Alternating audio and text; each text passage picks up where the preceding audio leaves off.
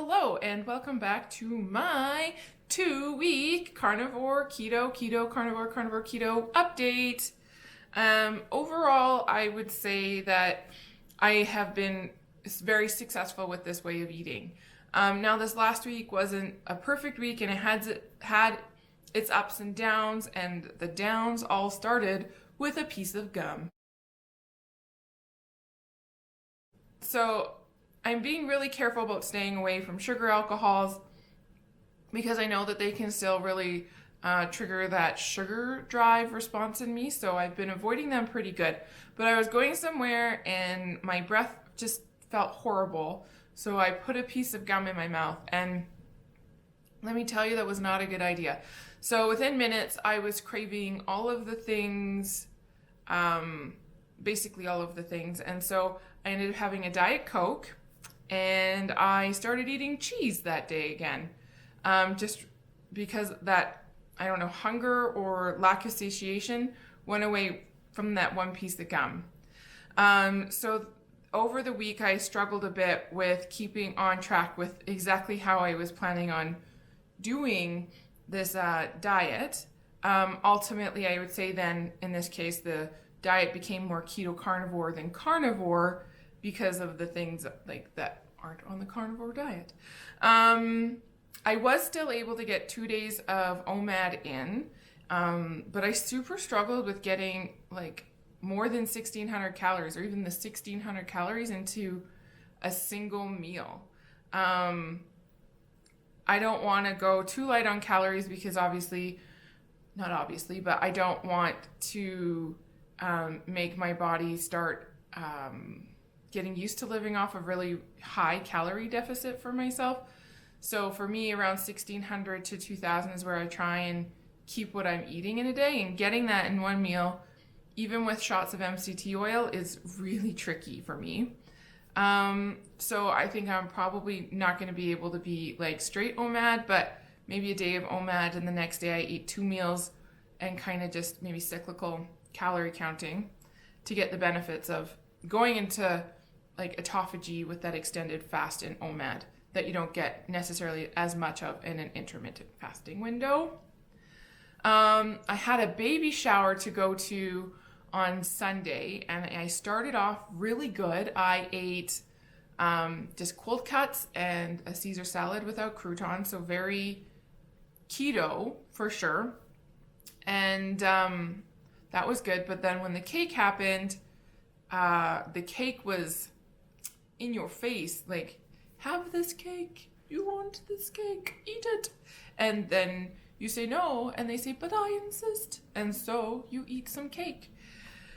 And very similar to the gum, the rest of the time that I was at the baby shower, I was staring at the cake and I just wanted more cake. And I even had a cupcake because it was just really hard.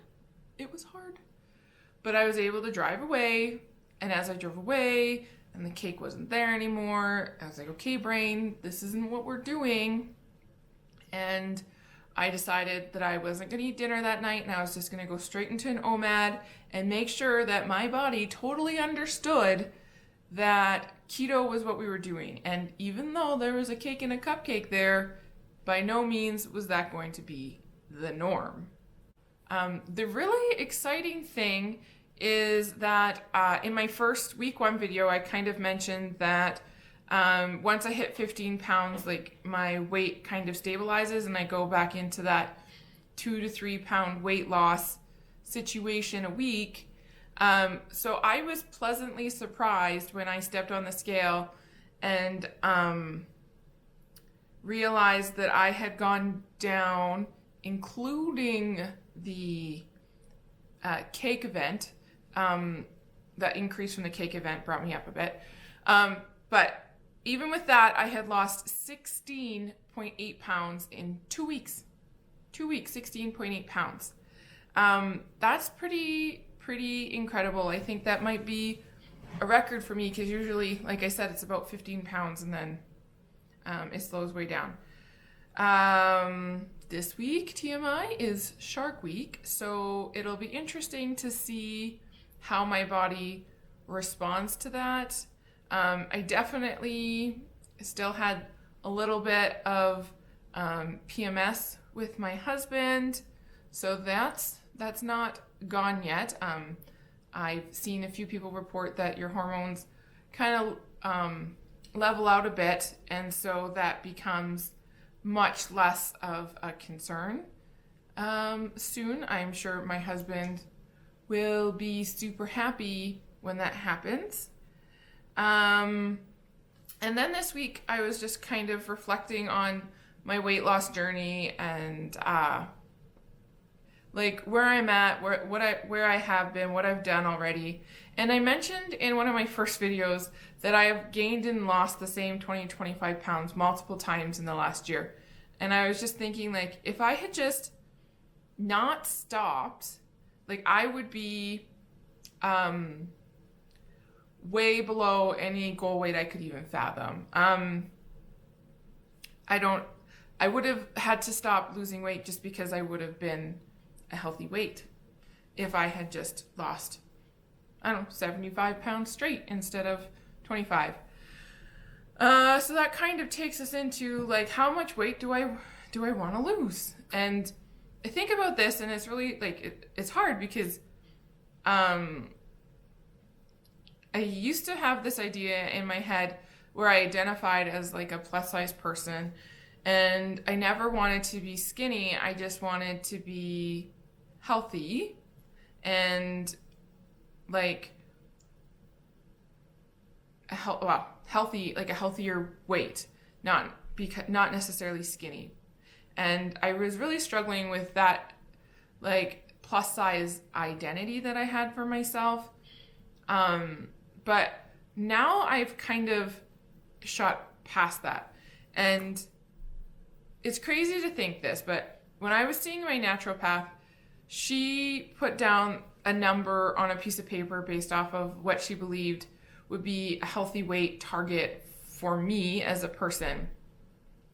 And she said 158 pounds. And that number, when I first saw it, like, it kind of made me laugh. And I was like, there's no way I could ever weigh 158 pounds. I also, even when I was at my heaviest, which was around that time, like, didn't think that I could lose even 90 pounds and not be skinny. Like, I had myself convinced that, like, there wasn't really that much fat. Like, it was all just, like, bones. And I do believe I have a large frame. That's not something that's not true. But I don't think it makes that much of a difference. So when trying to decide how much weight I want to lose, I don't know if I've come to, like, this exact number of what my goal is. But because I do like to lose weight, like, not all at once, because I fear that you do need to have some time to learn to maintain and reset, like, your body's set point. That I think, like, which is information that's probably, like, there's other videos out there on set point. But I think if I can just lose 50 pounds this time, and if I still have, like, that window of, like, up and down that I've been doing for the last year, and not have it be 20 or 25 pounds, but, like, maybe like a 10 pound fluctuation where if I gain the 10, I immediately react and bring myself back down to that number, and then hang out there for a while and see how I feel. Like, when I weighed 200 pounds, I felt good about myself. I rarely looked in the mirror and said, oh, look at that fat roll. And so that's only, I guess, 14 pounds away at this point.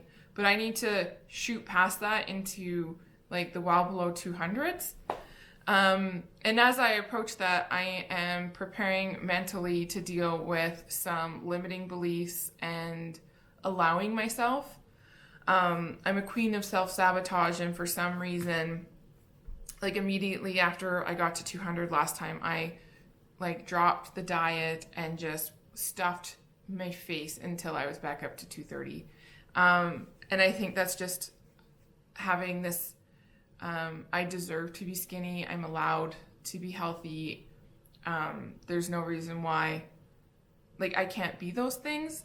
I think that mental aspect of things and that self-worth, I am enough kind of mindset is more a part of weight loss than we like to talk about. I think that lots of people can start to lose weight, but as soon as you start to see success and you start to have people recognize it and maybe give you like those shout outs or like good jobs, like it starts to become like an insecurity thing as well, or a I don't know, like an identity crisis possibly. I'm not a psychologist, but I just know for myself there's many things that I have to work through as I lose the weight, and it's not just about eating right, it's about a heck of a lot more. Anyways, I bet that's basically everything you guys need to hear from me today. So subscribe to my channel to continue to hear about how my carnivore journey is going. And hit the like button because you should, right? And I'll talk to you guys later. Bye. Hey, did you brush your hair this morning? No. Do you want me to brush your hair? No. You like it like this? So what?